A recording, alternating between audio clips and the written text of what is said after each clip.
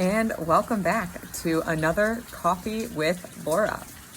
Today we are here to talk about how to emotionally regulate and why it's so dang important.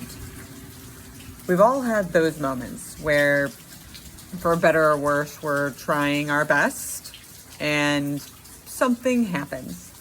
And all of a sudden, we lose control. We're not even really clear when we said something, why we said something. It's almost like we can't stop ourselves.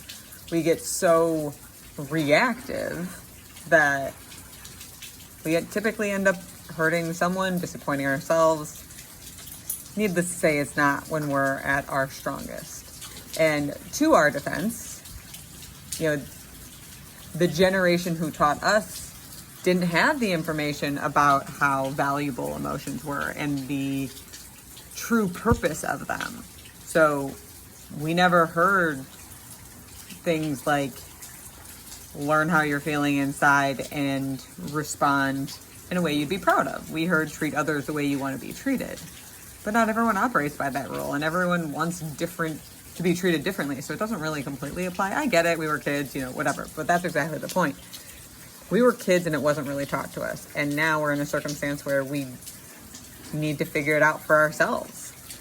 And really what emotional regulation is the ability to identify that you're having an emotion and to manage your internal response to it instead of just responding and reacting instinctively, impulsively, almost like a child would. And not minimizing children, but I typically think that's not really the response that we're going for. They're fun, they're great, they're hilarious, sometimes a pain in the butt, but overall, very rewarding. But we also give them a little bit more grace because we understand that they're developing and that they're kids. But we're grown-ass adults, and many of us experience childhood wounds or trauma that inhibited our ability to emotionally regulate. We dissociated. Guilty. We lashed out or numbed our emotions in an attempt to stay safe. These patterns that we use, like I just gave as an example, as children, we've just adapted them as adults.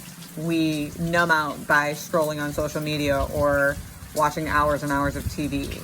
We dissociate by not actually ever answering what am I truly feeling, or even sitting alone with our thoughts for more than 10 minutes, but really more than even a minute. Most people don't even sit with their thoughts for a minute. The practice of emotional regulation is so important because it allows us to actively choose how we want to respond rather than letting our emotions control us. And considering we're a society that really loves some control, I find it interesting that we relinquish so much control because we're too afraid to look at our stuff and figure out what we're feeling, why we're feeling, and work within ourselves. I always tell my clients there's two types of control. One is really control, and one is just anxiety. We typically respond in the anxiety form, where we want to control the outside world to make our inside world feel comfortable. I hope you guys have figured out it doesn't really work like that. But understanding that your true control is when you get to choose what outside of you impacts you. If you see someone doing something dumb, you can let that ruin the rest of your day, or you can be bothered for a moment. But it all starts with learning how to emotionally regulate. So how do we do that? First, it's about noticing you're experiencing an emotion. So noticing the physical sensations. And I say physical because our mental can get really looped and it's hard to use the mind to change the mind, to trick the mind. But when you're feeling angry, for instance, you might feel heat in your chest or tingling in your belly. Or think about when you've almost gotten into a car accident. You can almost feel like your heart sink or something in the pit of your stomach, right? These are physical sensations that you're experiencing due to an emotion. So starting there to understand, okay, this is something's happening. My homeostasis, my equilibrium, it's not what it was, however long ago. Then it's identifying what you feel. Now, this part is actually Language particular. It's not the end of the world if you misuse a language, but our brain is very specific to how it understands words. So if you say you're stressed when really you're anxious, your brain is going to understand that differently and respond differently. So once you recognize the physical sensations that identify something's happening in your body, trying your best to identify the actual truest emotion. And for that, I strongly encourage you guys to use the feeling wheel. It's kind of like listening to the music in the car. Like you get in, you put on some hip hop, you're like, not really feeling that. Then you get some country and you're like, And then you put on a podcast and you're like, yeah, that's what I was looking for. Like you don't know it's what you want until you find it. The same thing is kind of how the feeling wheel works. We tend to use big labels, happy, sad, mad, but there's so many specific emotions within there that really can make it so much easier to process the information when they're labeled correctly. So once you've done the physical and you've named the emotion, now it's time to regulate your nervous system, thus your emotions, to create a sense of safety. So remember that wounded childhood experience that made you have all these protective instincts. When your brain goes there, your body and your brain are feeling threatened. Whether you actually believe you're threatened is a different experience, which is why we trust the physical and the emotional to guide us. And you simply do that by taking deep breaths. So two of my favorites are the double inhale with the longer out exhale. So it'll be like do 5 to 10 of those. Or you can do the 5-5-7 where you inhale for 5 seconds, hold at the top for 5 seconds, and exhale for 7. Any type of breathing is going to help you shift from one nervous system to the other and help you regulate and create that sense of safety. Then comes step 4, soothing yourself in some capacity. Now this is typically where people get a little confused because we don't know how to soothe ourselves. That could look like moving your body. You could go and sit in the sun.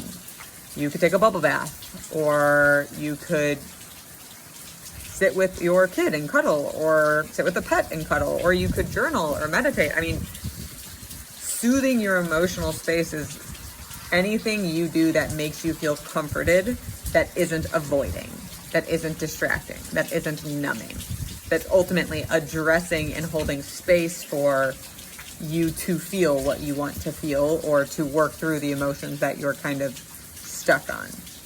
And that is the 1, 2, 3, 4 of how you start to learn to emotionally regulate. Notice the physical sensations, accurately name the emotion, breathe so you can get past the analytical mind that's spinning super, super fast, and then figure out your own self-soothing menu and understand different emotions carry different heats, different moments that those emotions are sparked are going to have different experiences as well. The best thing you can do for yourself is be compassionate, be understanding, learn. Don't expect this to go smoothly right in the beginning because you got to figure out what really works for you. But when you take the time to emotionally regulate, it's not just about not snapping at others. It's not just about, being proud of who you are. It helps you be more confident. It changes your gut microbiome to be healthier. It helps with healthier relationships and communication, not just, between others, but within yourself. And it makes it easier for you to have a higher level of trust within. So along that front, you should totally tune in for next week where we talk about self-efficacy, which is ultimately what you believe about yourself and your ability to do things and how that works for you or against you. But being able to emotionally regulate, it's peace. So with that, I want to give you a challenge. Because, change by challenge. I just created my very first guide within this group. My suggestion is you take this challenge. Within each of the videos, I give you a specific challenge, just like I am doing here. And I encourage you to follow each one for a day, or you can space it out for a week and do it for a whole month. But give yourself the space to improve your emotional regulation, not only for the people you love, but for yourself, so you can be proud of yourself as well. And with that, make sure you tune in next week for Self Efficacy.